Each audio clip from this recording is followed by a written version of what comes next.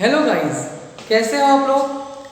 आज हम जो है हमारे अध्याय 11 का लास्ट जो टॉपिक है ईथर, हम इसके पहले जो है अल्कोहल्स के बनाने की विधियाँ, उसके गुण की स्टडी कर चुके हैं। उसके बाद हमने फिनोल को देखा, ठीक है, उसका नामांकन, उसका आईयूपीएसी नाम, उसकी बनाने की विधियाँ, उसके जो है रासायनिक गुण हम कर चुके हैं। ठीक है, आज हम जो है उसी चैप्टर का टॉपिक लेकर आए आपके लिए ईथर्स।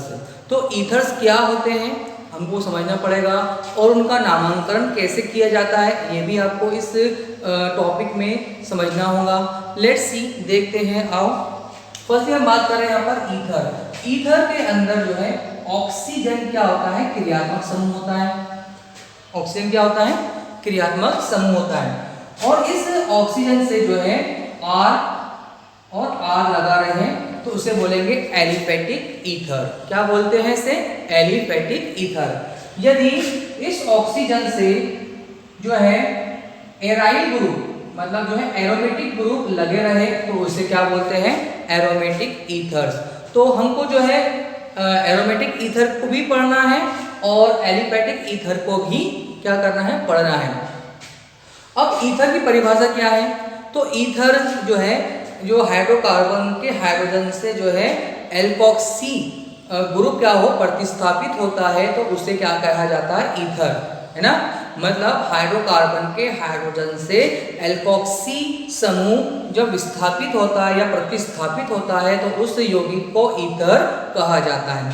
अभी हम जो है उसका कुछ एग्जाम्पल देखते हैं, उनका नामांकन देखते हैं। लेट्स सी, फर्स्ट हम बात करते हैं यहाँ पर ईथर जो है, हम देख सकते हैं कि सिंपल ईथर होते हैं, सरल ईथर होते हैं, और मिक्स ईथर्स होते हैं और एरोमेटिक ईथर्स होते हैं। तो हम इसको तीन भागों में डिवाइड कर सकते हैं। फर्स्ट हम बात करते हैं यहाँ पर सरल ईथर। नंबर 1 सरल ईथर।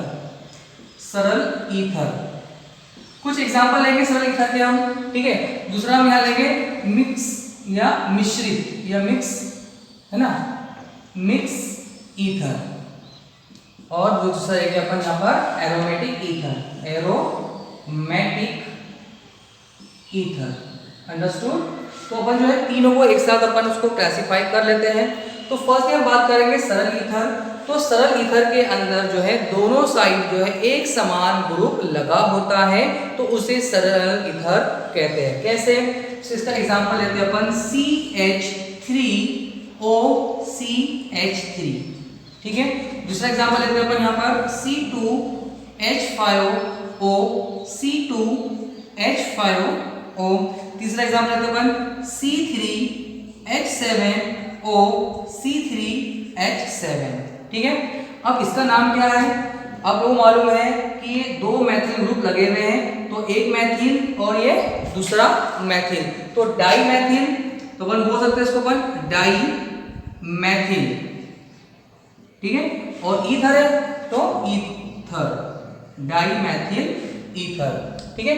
और इसका आईयूपीएसी नाम कैसे बोलेंगे अपन, तो अपन बोलेंगे मिथॉक्सी, है ना, क्योंकि हम क्या बोल सकते हैं, एल्कोक्सी, एल्कोक्सी, एल्कोक्सी ईथर बोला जाता है।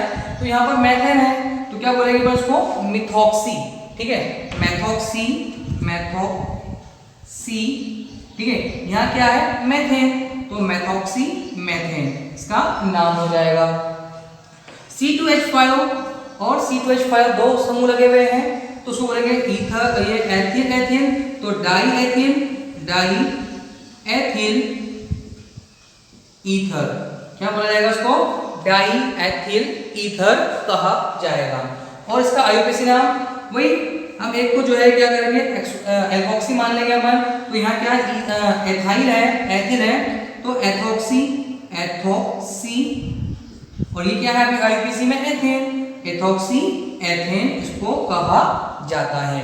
नेक्स्ट है डाइप्रोपेन, डाइप्रोपेन, ठीक है, ईथर, डाइप्रोपेन ईथर। अब इसका नाम प्रोपोक्सी, प्रोपोक्सी प्रोपेन, प्रोपोक्सी प्रोपेन कहा जा रहा है।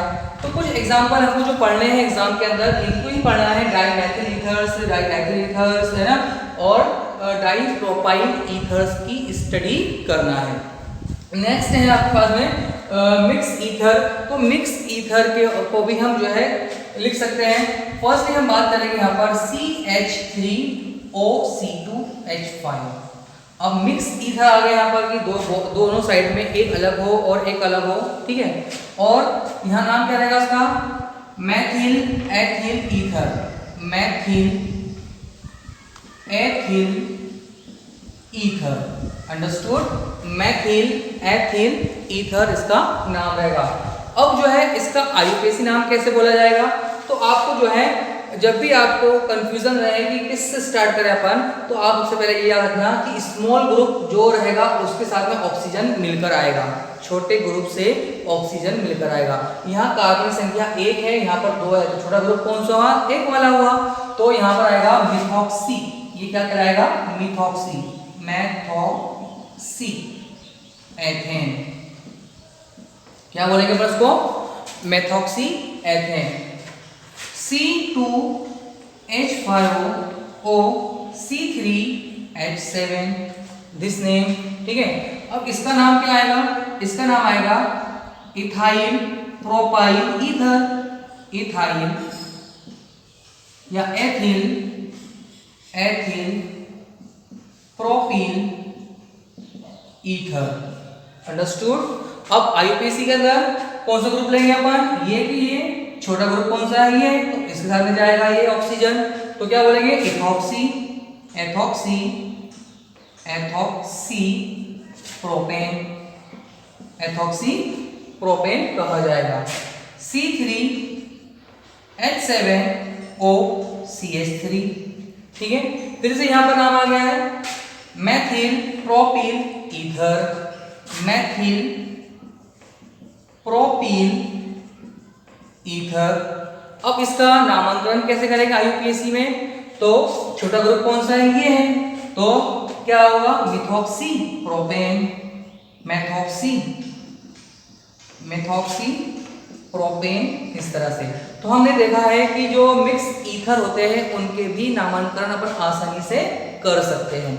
नेक्स्ट है एरोमेटिक ईथर। एरोमेटिक ईथर्स के अंदर बोथ द साइड्स क्या होंगे, फाइनल ग्रुप लगे होंगे, मतलब दोनों जगह पर क्या लगेंगे, फाइनल ग्रुप लगे रहेंगे, या तो फिर एक फाइनल होगा या तो फिर एक अल्काइल होगा, ठीक है। जैसे हम बात करते हैं यहाँ पर C6H5O C6H5O, तो नाम क्या है, डाइफिनाइल ईथर।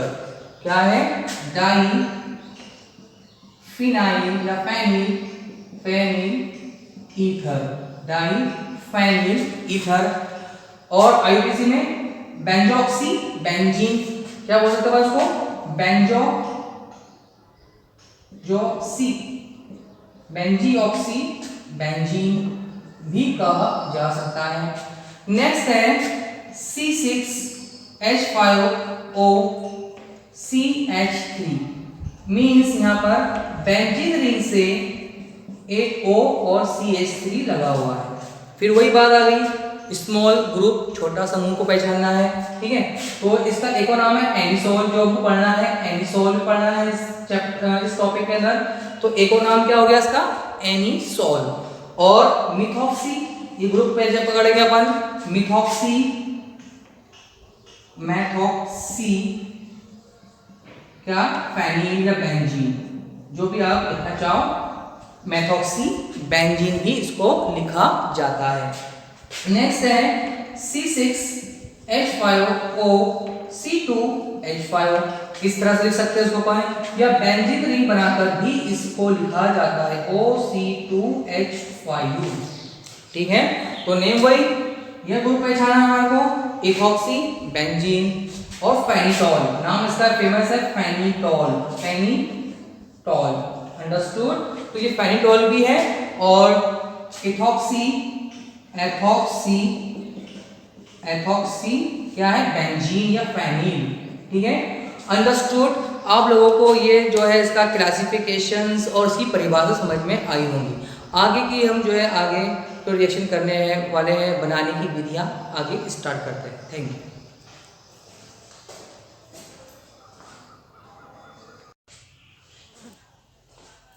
हेलो बच्चों, कैसे हो आप लोग। आज हम जो है ईथर बनाने की विधियाँ पढ़ने जा रहे हैं, इसकी स्टडी करने जा रहे हैं। चलो लेट्स सी, देखते हैं कौन कौन सी विधियों द्वारा जो है ईथर को बनाया जाता है। फर्स्टली हम बात करेंगे यहाँ पर विलियमसन संश्लेषण द्वारा, ठीक है, जो एक काफ़ी मोस्ट इम्पॉर्टेंट विधि है होती है, ठीक है।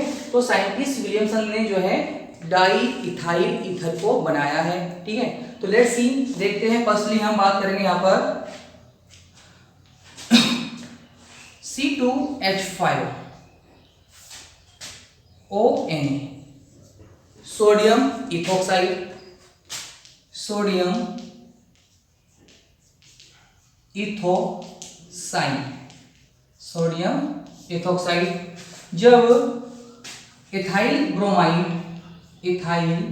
ब्रोमाइड से अभिक्रिया करेगा तो ईथर का निर्माण करेगा, ठीक है। तो विलियमसन ने जो है क्या सोडियम इथोक्साइड की क्रिया कोई भी एल्किल हैलाइड से करवाया था, ठीक है।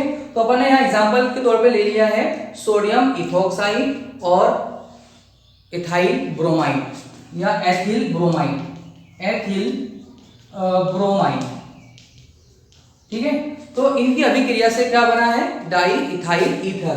तो यहाँ से NO और यहाँ से Br जो है क्या निकलेंगे, आपस में निकलेंगे, बनेगा क्या C2H5O C2H5O plus NaBr। Understood. तो बहुत सिंपल सी मेथड्स होती हैं। जब भी आप जो है सोडियम इथोक्साइड की अभिक्रिया कोई भी एल्किल हैलाइड है ना से कराओगे तो आपको ईथर ही मिलेगा, डाई इथाइल ईथर मिलेगा या इथाइल मिथाइल ईथर मिलेगा। तो इस विधि से बनाया जाता है। नेक्स्ट मेथड्स होती है आपकी विलियमसन सतत इथरीकरण विधि। इसको प्रयोगशाला विधि भी कहा जाता है। इसे जो है प्रयोगशाला में बनाया जाता है, इसको भी बनाया जाता है और इसको भी जो है प्रयोगशाला में बनाया जाता है, ठीक है।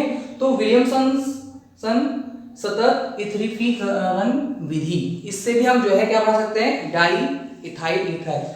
जब हम इथाइल अल्कोहल को सांद्र सल्फ्यूरिक अम्ल के साथ में गर्म करते हैं तो हमको क्या प्राप्त होता है, di ethyl ether.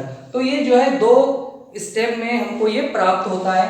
First step होती है जब आप C2H5OH, ठीक है, प्लस सांद्र H2SO4 लोगे, ठीक है, और तापमान रखोगे 110 डिग्री सेल्सियस ये तापमान पर।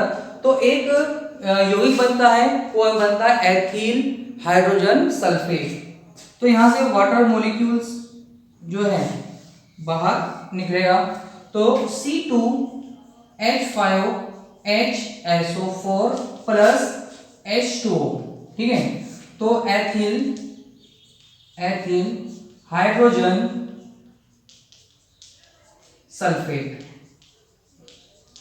ठीक है, एथिल हाइड्रोजन सल्फेट का फॉर्मेशन हुआ। फिर यही ethyl hydrogen sulphate C2H5HSO4 plus OHO C2H5 means यही जो है ethyl hydrogen sulphate ethyl alcohol से अभिक्रिया करेगा तो पुनः क्या बनाएगा, वो डाई इथाइल ईथर और जो है वापस सल्फ्यूरिक अम्ल में परिवर्तित हो जाता है। तो ये अभिक्रिया 140 डिग्री सेल्सियस पर होती है, ठीक है। 140 डिग्री सेल्सियस पर क्या होता है, इथाइल हाइड्रोजन सल्फेट जो है क्या करता है, पुनः इथाइल अल्कोहल से अभिक्रिया करके क्या बनाता है, di ethyl ether C2H5O C2H5O plus H2SO4 means यहाँ पर यह है कि जो ethyl alcohol di ethyl ether बन रहा है वो बन रहा है किससे, सल्फ्यूरिक अम्ल की अभिक्रिया से। क्योंकि सल्फ्यूरिक अम्ल हमको जो है जैसा डाले थे हमको वैसा ही मिल जाता है, तो उसको क्या बोलते हैं अपन, सतत कंटिन्यू, मतलब ये अभिक्रिया कंटिन्यू चलते रहती है। लेकिन एक्चुअल में देखा जाए तो ये अभिक्रिया कंटिन्यू नहीं चलती है, मतलब डाई इथाइल ईथर बनने के बाद में हमको इसमें फिर से दोबारा जो है सल्फ्यूरिक अम्ल मिलाना पड़ता है कंसंट्रेट। जो इसमें जो सल्फ्यूरिक अम्ल हमको प्राप्त होता है वो जो है कंसंट्रेट या सांद्र नहीं होता है, जिससे अभिक्रिया पुनः स्टार्ट नहीं हो पाती है। इसलिए इसमें हमको क्या मिलाना पड़ता है, फिर से दोबारा हमको सल्फ्यूरिक अम्ल मिलाना पड़ता है। तो इसे फिर क्या कहते हैं अपन, उसको सतत एथरिफिकेशन तो कहा गया है, लेकिन इसमें हमको दोबारा जो है हाइड्रोजन मतलब जो है सल्फ्यूरिक अम्ल को मिलाना पड़ता है। अंडरस्टूड। तो ये आपकी डाई इथाइल ईथर बनाने की जो है उत्तम विधि है, दोनों भी एग्जाम में पूछी जाती है। अंडरस्टूड।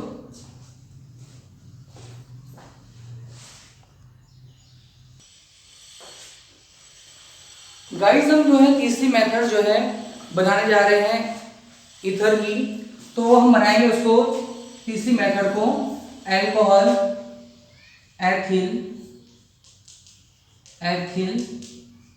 एल्कोहल की अभिक्रिया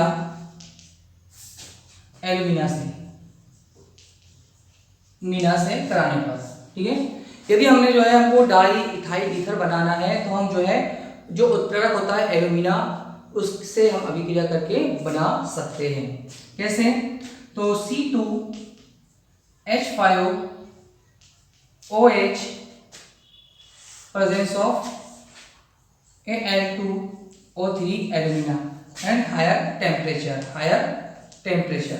ठीक है, हायर टेम्परेचर लेंगे अपन तो ये अभिक्रिया करेगा, मतलब एल्कोहल में हम मिलाएंगे क्या, Al2O3 को मिलाएंगे तो क्या बनाएगा, ये ईथर बनाएगा। तो उसको कर रहे अपन 2 times C2H5O C2H5O plus H2। ठीक है, तो मीन्स यहाँ पर ये है कि हमने जब एथाइल एल्कोहल की अभिक्रिया एल्यूमिना से कराया है तो हमको जो है डाई इथाइल ईथर ही प्राप्त होता है, डाई एथिल ईथर। ठीक है, चौथी अभिक्रिया हम कर रहे हैं यहाँ पर, वो है आपकी एरोमेटिक यौगिक वाली होती है। मीन्स यहाँ पर है हम बनाते हैं फेनिटोल। ठीक है, तो हम जो है फिनॉल की अभिक्रिया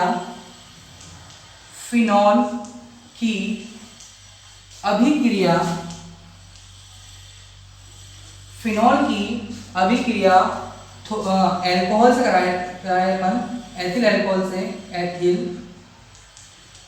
एल्कोहल से कराते हैं